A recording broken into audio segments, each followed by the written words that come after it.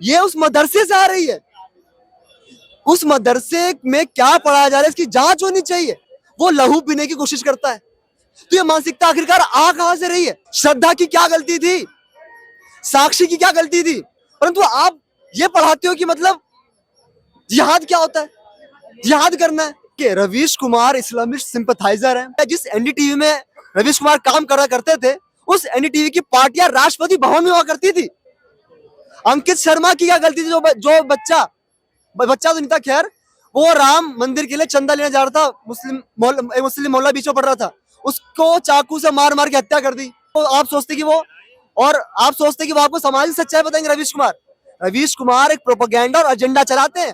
Sir मैं कह तो रहा हूँ, ये सारे के सारे जितने भी ये जो मुख्तार अंसारी के उसमें गए हैं ना, ये सब आतंकवादियों की पैदाइशें हैं भाई साहब। ये पूरा एक राष्ट्रीय सुरक्षा का मुद्दा भी है। अब्दुल कलाम के जनाजे में कोई भीड़ नहीं थी। नमस्कार, मैं विकास और अभी मैं चांदनी चौक में हूँ। और जिस प्रकार से मुख्तार अंसारी का डेथ हुआ, उसके बाद लगातार उसके घर पे कई सेलिब्रिटी मिलने जा रहे हैं। उसमें एक सबसे बड़ा नाम जो है अवैसी का है। और उसके बाद रवीश कुमार, जो इतने बड़े सो कॉल्ड पत्रकार होने के बाद उनपे आज तक वीडियो बनाने के तो टाइम मिल जाता है, लेकिन वही यूपी के बदायूं में जिस प्रकार से 2 बच्चे का निर्मम हत्या किया गया, उस पर आज तक उनका एक भी वीडियो नहीं आया। ये किस प्रकार की पत्रकारिता है और किस प्रकार का समाज को उन्होंने संरचना करने की कोशिश किया है? इसी टॉपिक पे जनता से राय जानते हैं, क्या उनका सोच है। जी, आपका नाम? तरुण। तरुण जी, जिस प्रकार से अवैसी मुख्तार के घर पे जाते हैं और कहते हैं कि हम उनके परिवार के साथ हैं, किसी गैंगस्टर के घर पे जाना और उनके परिवार के साथ होना किस प्रकार के समाज की व्यवस्था वो लाना चाहते हैं? देखो भैया, वो दोनों ही आतंकवादी हैं। वो तो आतंकवादी था और ये आतंकवादी है, समझ रहे हैं। जैसा भी मैंने सुना, आप कह रहे हैं रवीश कुमार तो कटा हुआ है जी। वो ऊपर से भी कटा है, नीचे से भी कटा है। वो कभी किसी का साथ नहीं देगा। वो फिरोज खान के पोते का साथ देगा, समझ रहे हैं। अब मैं आपको बताता हूँ, वही ये ओबीसी था ना जो कह रहा था 15 मिनट के लिए पुलिस हटा दो। उसका छोटा भाई सर उसने भी बोला था, उसने भी बाद में बयान दिया था कि हटा के तो देखो एक बार, समझ रहे हैं। ये आतंकवादियों की पैदाइशें हैं और ये इन्हें लगता है कि हम जीत रहे हैं। इन्हें ये नहीं पता इनकी कब्रें खुद रही हैं भाई साहब। इनकी कब्रें खोदने का काम मोदी जी कर रहे हैं। ये पहले वाला भारत थोड़ी ना है कि तुम यहाँ बम रख दो और यहाँ लिख दो यहाँ पे बम, यहाँ बम फट रहा है, कुकर में बम फट रहा है। ये आज वाला भारत है, आज वाला भारत है ये। तुम एक बिजली बम तो फाड़ के दिखाओ, वो तुम्हारा सर उड़ा देगा। बैंगलोर में तो फटा। कहाँ फटा है सर? बेंगलोर में फटा है। अब आप एक बात बताइए सर, मैं आपकी बात मांगेंगे कि बेंगलोर में फटा है, ठीक है। जब हर जगह यही गफात दिल्ली थी, यही लखनऊ हुआ करता था, यही महाराष्ट्र हुआ करता था, यही चांदनी चौक हुआ करता था, और यहाँ पे ही करोल बाग हुआ करता था, यही कॉर्नर प्लेस हुआ करता था, जहाँ पे कुकर के अंदर, जहाँ पे डस्टबिनों के अंदर बम फटते थे। आज भाई अगर एक वो हो भी गया, वो होना तो नहीं चाहिए था, पर अगर हो भी गया तो आप इतना, उसमें वो वाली बात नहीं है भाई। हमें ये चाहिए कि किसी का नुकसान नहीं हुआ।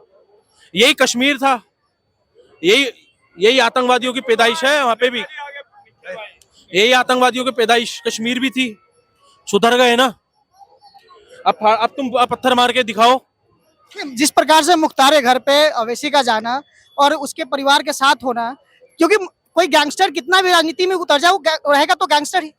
तो किस प्रकार के समाज बनाना चाह रहे हैं सर? गैंगस्टर के घर नहीं जाएगा तो और किसके घर जाएगा? आप मुझे, मैंने आपको 100 बात की एक बात कह दी ना। एक आप बात बताइए, गैंगस्टर के घर नहीं जाएगा तो किसके घर जाएगा? इतने केस थे मुख्तार अंसारी पे, मैं तो कहता हूँ उसको बीच सभा पे उसको मार देना चाहिए था। अगर तुम हकीकत में शरीयत से चल रहे हो ना, तो तुम्हें तुम्हारे हाथ काट के तुम्हें फांसी पे लटका देना चाहिए था। क्यों तुम अब आप इतने सेलिब्रिटी भाई साहब देख रहे हो ना कैसे जा रहे हैं जनाजे में, कम से कम 1-1.5 लाख बंदा। ये लोकतंत्र की वो है क्या, हार है? वही अब्दुल कलाम के जनाजे में कोई भीड़ नहीं थी। सर मैं कह तो रहा हूँ, ये सारे के सारे जितने भी ये जो मुख्तार अंसारी के उसमें गए हैं ना, ये सब आतंकवादियों की पैदाइशें हैं भाई साहब। इसमें कोई संदेह नहीं है कहने वाला। एक आप बात बताइए, उसने कितने परिवारों को उजाड़ा है, कितने परिवारों को उजाड़ा है। ये तो अभी तो एक रिपोर्ट ये भी आई थी कि अभी 2 बच्चों की हत्या हुई, एक भी नहीं पहुंचा, बदायूं एक भी नहीं पहुंचा। वही रवीश कुमार, क्या नाम है उसका? रवीश कुमार। क्या बोलूं भाई साहब, एक बार भी उसने बोला, एक बार भी चैनल पे चलाया? नहीं चलाएंगे। ये नहीं चलाएंगे। इन्हें पता है कि हम जिस उससे जुड़े हुए हैं ना, ये सब आतंकवादी हैं भाई साहब। 2 बच्चों की कैसे हत्या हुई भाई साहब, दिल दुखने वाला एक वो है, दिल दुखता है। छोटे छोटे बच्चों ने क्या बिगाड़ा था उसका, और लोग आज भी उसके उनके साथ है कि और उन्हें ऐसे ही मार दिया होगा जो उसकी कैटेगरी के हैं। तो ये भैया ये तो चलता ही रहेगा। देखिए ये जो ओबीसी जो उसके घर जा रहा है ना, ये ओबीसी को भी पता है कि मैं भी जाने वाला हूँ, मेरा भी नंबर आने वाला है। समझ रहे हैं? ये जो ये परिवारवाद चल रहा है ना, ये अभी ये केजरीवाल जो अपनी बीबी को बिठा रहा है, यही कहता था ना कि परिवारवाद को हटाओ। अपनी बीबी को बिठा दिया, दोनों उसको आज उसको अंदर करा दिया, दोनों को। क्या नाम है उसका?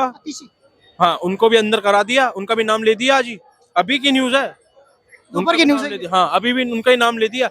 इससे ये है कि मेरी बीबी सेफ रहे, मेरी बीबी सेफ रहे। तो ये आतंकवादी है भाई साहब, इन आतंकवादियों को मिट्टी में मिलाना है। जिस प्रकार से अवैसी तो उनके घर चले गए और सो कॉल्ड पत्रकार रवीश कुमार जो है एक भी वीडियो अपने चैनल पर डालते नहीं है, लेकिन अभी सारे जितने भी बातें होती हैं उनकी वीडियो तुरंत बना लेते हैं। इंडी गठबंधन की रैली उस पर भी उन्होंने वीडियो बना लिया, लेकिन इतने दिनों 1 सप्ताह से ज्यादा टाइम हो गया, लेकिन एक भी उनको वीडियो बनाने का टाइम नहीं मिला। देखिए रवीश कुमार इस्लामिस्ट सिंपथाइजर हैं, अलगाववादियों को साथ देने वाले व्यक्ति हैं। रवीश कुमार जी इतने नीच व्यक्ति हैं कि अरविंद केजरीवाल जी के अरेस्ट होने के 25 मिनट बाद वीडियो आ जाती है भाई साहब। मैं बता रहा हूँ, मैंने खुद देखा, 25 मिनट पहले उसके बाद अरेस्ट होती वीडियो आ जाती है अरविंद केजरीवाल के अरेस्ट पे। परंतु बदायूं में इतनी निशंस हत्या कर देती है बच्चों की, 2 मासूम बच्चों की। उन 2 मासूम बच्चों को हिंदू मुस्लिम का फर्क भी नहीं मालूम होगा। क्या गलती थी आखिर उन 2 बच्चों की, और क्यों कोई ना बोले इस पे?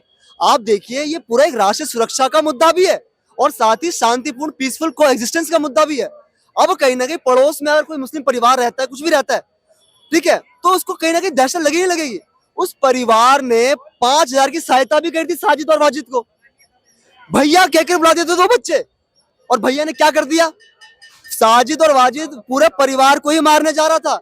वो शुक्र है कि भाई एक तीसरे बच्चे ने धक्का दे दिया, माँ बाप को आगे मम्मी को आगे बता दिया, ठीक है, और पूरा परिवार बच गया। और उसके बाद ये भी नहीं, वो लहू पीने की कोशिश करता है। तो ये मानसिकता आखिरकार आ कहां से रही है? ये उस मदरसे से आ रही है। उस मदरसे में क्या पढ़ाया जा रहा है इसकी जांच होनी चाहिए। अभी किस प्रकार से यूपी सरकार ने मदरसा स्कूल एजुकेशन एक्ट को जो है हटाया है, बिल्कुल सही काम कर रही है योगी सरकार ने। हमको देखना पड़ेगा। विपक्ष तो ये भी बोल रहे हैं कि ये इस्लामिक उनका एजुकेशन है, उस पर हमला किया जा रहा है। सर क्या हमला करा जा रहा है? अगर आप बच्चों को ये कहोगे भैया मारना और खून पीना है, ये कहाँ की शिक्षा है भाई साहब?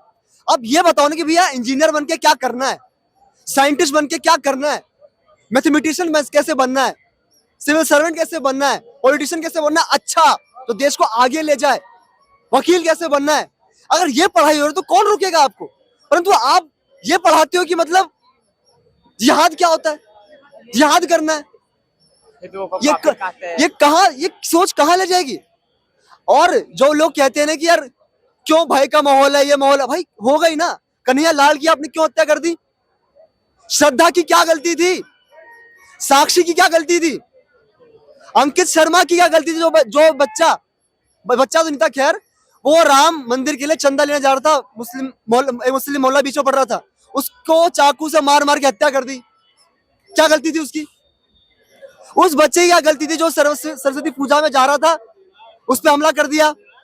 8 से 9 राज्यों में जो है हिंदुओं का जो रैली जाती है त्योहारों पर, उस पर पत्थरबाजी होती है। क्या गलती होती है उन हिंदुओं की?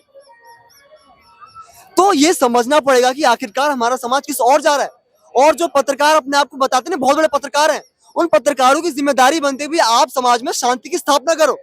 जब आप समाज को सचेत नहीं करोगे कि भैया ये एक चीज है, वो ये इसकी सच्चाई है, उसकी सच्चाई वो है, जब आप जो बेकार चीज समाज में उसकी निंदा नहीं करोगे तो उस चीज को तो बढ़ावा मिलेगा। अतीक अहमद के जनाजे पे जाकर, मुख्तार अंसारी के जनाजे पे जाकर लोग क्या संदेश देना चाहते हैं? कोई अब्दुल कलाम के जनाजे पे कितनी भीड़ होती? उनके जनाजे में कोई भीड़ नहीं है। अब्दुल कलाम जी भारत में इतना बड़ा उन्होंने योगदान दिया, मिसाइल मैन ऑफ इंडिया कहा जाता है उनका। अब्दुल कलाम बनकर आओगे तो भैया आपको प्रणाम करेंगे, पर कसाब बनकर आओगे मौत के घाट उतार दिया जाएगा आपको। तो समझो, कोई नहीं चाहता अशांति फैले, कोई नहीं चाहता आतंकवाद करना भाई साहब। हर आतंकवादी के लिए हिंदुत्व आतंक बनना पड़ेगा। क्योंकि अपने धर्म की रक्षा करना, अपने जीवन की रक्षा करना, वो भी मेरा ही अधिकार है। अपने भाव बेटे की इज्जत बनाना मेरा ही अधिकार है।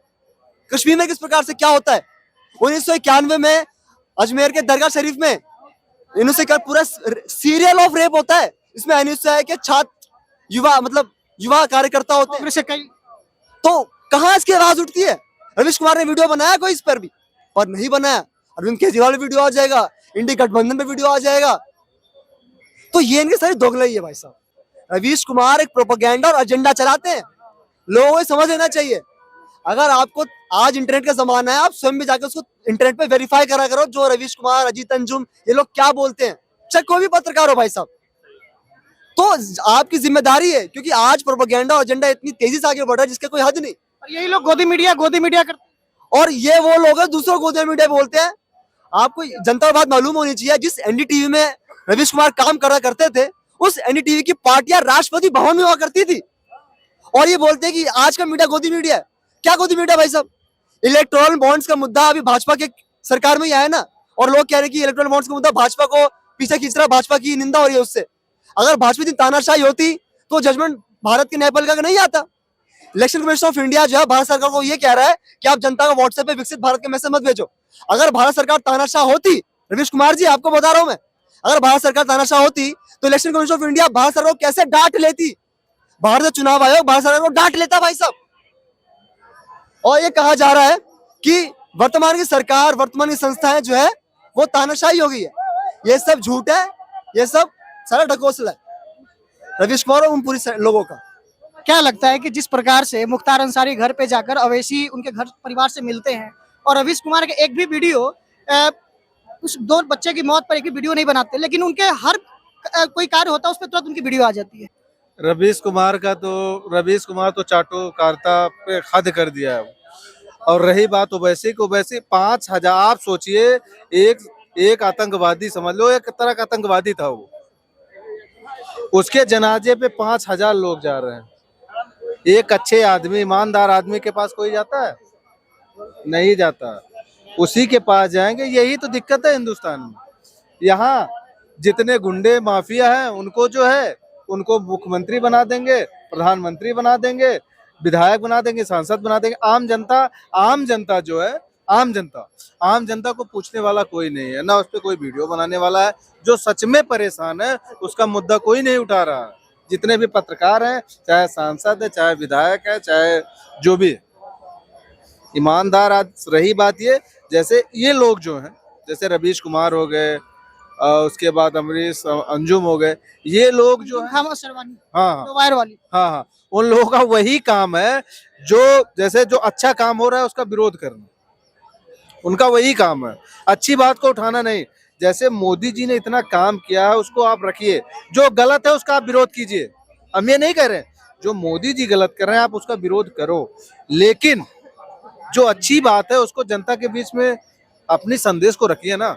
आपको लोग सुनते हैं, आपको लोग पसंद करते हैं। एक भी प्रोपेगेंडा पत्रकार, जितने भी थे प्रोपेगेंडा पत्रकार, एक भी बदायूं केस पे एक ट्वीट तक नहीं किया। एक भी जो इंडी गठबंधन के नेता थे, कोई भी एक बदायूं केस पे ट्वीट तक नहीं किया। मेरे भैया, आपको मैं बताना चाह रहा हूँ, कन्हैया लाल की हत्या हुई थी राजस्थान वाले का, वहां कोई गया?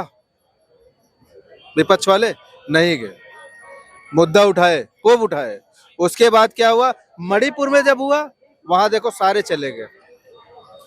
चाहे जिस धर्म का हो, अगर जो गलत हो रहा है उसके साथ उस बात को उठाना चाहिए। मणिपुर के समय राजस्थान में एक रेप भी हुआ था और वहाँ कांग्रेस की सरकार थी। प्रियंका गांधी कहती थी कि मैं लड़की हूँ, लड़ सकती हूँ, उन्होंने एक बार भी उस पर ट्वीट नहीं किया। मेरे भैया वही मैं बता, राहुल गांधी, प्रियंका, अखिलेश, लालू, ममता, केजरीवाल, ये सब जितने चोर लोग हैं ना, सब एक साथ हैं, एक ही थाली के चट्टे बट्टे हैं। इनको सिर्फ एक ही काम है, भाजपा की बुराई करना। आप बुराई उनकी नीतियों को करो, जो गलत है उसका विरोध करो, हम आपके साथ हैं। लेकिन हाँ, अब भाई किसी का रेप हो रहा है, किसी की हत्या हो रही है, कोई भूखा मर रहा है, वो मुद्दा आपको उठाना नहीं है। कितने बेरोजगारों को आपने रोजगार के लिए लोकसभा में बोला है या राज्यसभा में बोला है? नहीं बोला है। सिर्फ बाहर ही बातें बोलनी है उनको, ऐसा लेके सवाल करना। वही दिक्कत है ना। जितने हैं, जितने चाटुकारिता वाले जितने भी नेता हैं, सबको देख लो, एक ही थाली के चट्टे बट्टे हैं, कि वही केजरीवाल की बुराई करते तो वही जाके सब बैठे हैं केजरीवाल के साथ। अगर आप ईमानदार हो, आप अपनी ईमानदारी से अपनी बात को रखिए। 9-9 10-10 समन आ गया मेरे भैया, आप जा नहीं रहे हो। और जितने विपक्ष वाले बोल रहे हैं और सब भैया जमानत पे हैं। ममता, अखिलेश, राहुल, सोनिया, वही जो वहाँ की महबूबा मुफ्ती है, उसके बाद ये सब देशद्रोही है, देशद्रोही है, नजरबंद हो गए थे। अब ये सब एक इकट्ठा हो गए। ये लोग देश चलाएंगे जो पत्थर फेंकवाते थे। नजरबंद थे लेकिन गली में घूम रहे थे। हाँ, आप सोच लीजिए, अब आप सोच लीजिए, ये लोग क्या देश चलाएंगे?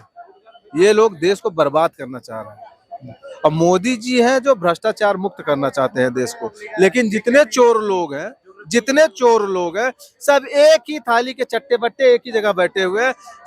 सबको आप बता दीजिए, जितने बड़े नेता हैं, कांग्रेस के हुए, चाहे सपा के हुए, चाहे लालू परिवार के हुए, सब देखो अपने परिवार को मजबूत करने में लगे हैं। अपने भाई को, बहन को, जीजा को, अपने साले को, उन्हीं को टिकट देंगे। बाकी जो कार्यकर्ता है सिर्फ झंडा उठाने वाले हैं। आप किसी कार्यकर्ता को मुख्यमंत्री बना दो। भाजपा ऐसी गवर्नमेंट है, ऐसी पार्टी है, वो किसी को उठा के मुख्यमंत्री बना देती है। भाजपा ऐसी पार्टी है, एक थाली धोने वाले को एमपी का टिकट दे दिया। ऐसा गरीब, उसको 6,000 रुपया बैंक में है, 3 बकरी है, 3 गाय है। भाजपा ऐसे को टिकट देते ऐसे लोगों को टिकट दे देती है भैया। जो कार्यकर्ता रहेगा, जो ईमानदारी से काम करेगा, उसके साथ है। उनको क्या है, अब जैसे चिराग पासवान है, संदेशखाली में एक महिला को बीजेपी ने टिकट दिया अभी लोकसभा के लिए। वही चीज है। गरीबों को चाहे जो हो, चाहे गरीब हो चाहे अमीर हो, जो पार्टी के लिए काम करेगा, ईमानदारी से काम करेगा, भाजपा उसको प्रमोट कर देती है। अदर पार्टियों में क्या है, वो अपने जीजा जी को मजबूत कर रहे हैं, साले को कर रहे हैं, बहन को कर रहे हैं, उनको टिकट दे देंगे, उन्हीं खाए, बाकी सब वही झंडा उठा के। तो ये हिंदू का 2 लड़का बच्चे को मार दिया, कत्ल कर दिया, एक भी विपक्ष पार्टी ट्वीट किया?